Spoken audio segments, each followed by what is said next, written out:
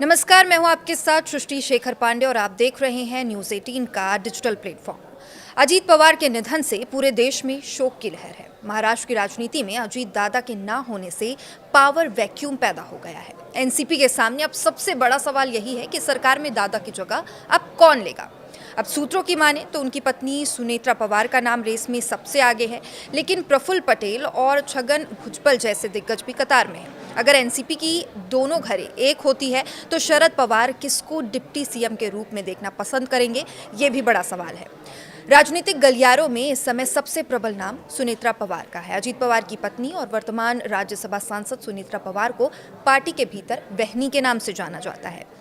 सूत्रों के मुताबिक प्रफुल्ल पटेल, छगन भुजबल और सुनील तटकरे जैसे वरिष्ठ नेताओं ने सुनेत्रा पवार के नाम पर शुरुआती सहमति भी जता दी है। अब पार्टी का एक बड़ा वर्ग मानता है कि बारामती में अपनी पकड़ बनाए रखने और सहानुभूति की लहर का लाभ उठाने के लिए सुनेत्रा पवार को डिप्टी सीएम बनाना सबसे सेफ साइट होगा और वे अजीत पवार की खाली हुई बारामती विधानसभा सीट से उपचुनाव लड़कर विधायक बन सकती हैं।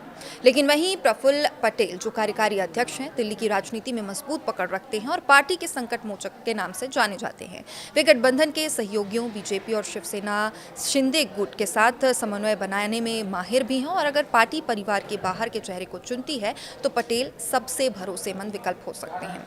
अब दूसरा नाम छगन भुजबल का है, जो ओबीसी चेहरा है और महाराष्ट्र के पूर्व डिप्टी सीएम और कद्दावर ओबीसी नेता छगन भुजबल के पास प्रशासनिक अनुभव का भंडार भी है।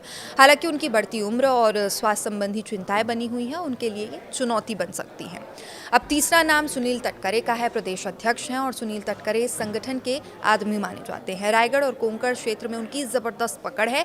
वे अजीत पवार के सबसे भरोसेमंद साथियों में से एक रहे हैं। वे सरकार और संगठन के बीच सेतु का काम कर सकते हैं।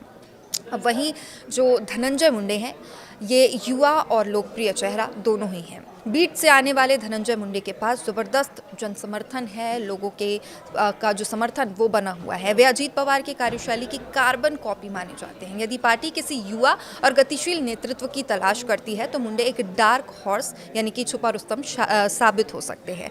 दिलीप वालसे पाटिल अनुभवी प्रशासक माने जाते हैं, शांत स्वभाव और गहरी कानूनी समझ रखते हैं और वालसे पाटिल पवार परिवार के बेहद करीबी भी हैं। वे पूर्व में गृह मंत्री और विधानसभा अध्यक्ष भी रह चुके हैं, तो उनका नाम भी इस दौड़ में शामिल है। डिप्टी सीएम कौन होगा, अब इसका अंतिम फैसला महायुति के साथ साथ एकनाथ शिंदे और सीएम देवेंद्र फडणवीस के साथ विचार विमर्श के बाद ही लिया जाएगा। बीजेपी नेतृत्व चाहेगा कि जो भी व्यक्ति डिप्टी सीएम बने वो आगामी चुनाव में वोट दिलाने की क्षमता रखता हो। अब देवेंद्र फडणवीस और अजीत पवार की ट्यूनिंग बहुत ही अच्छी थी, ऐसे में फडणवीस भी अपनी पसंद के किसी नाम पर मुहर लगवा सकते हैं। अब क्या होगा शरद पवार का असर और अगले 48 घंटों में दिल्ली और मुंबई में होने वाली बैठकें महाराष्ट्र की इस नई पावर पॉलिटिक्स की दिशा तय करेंगी।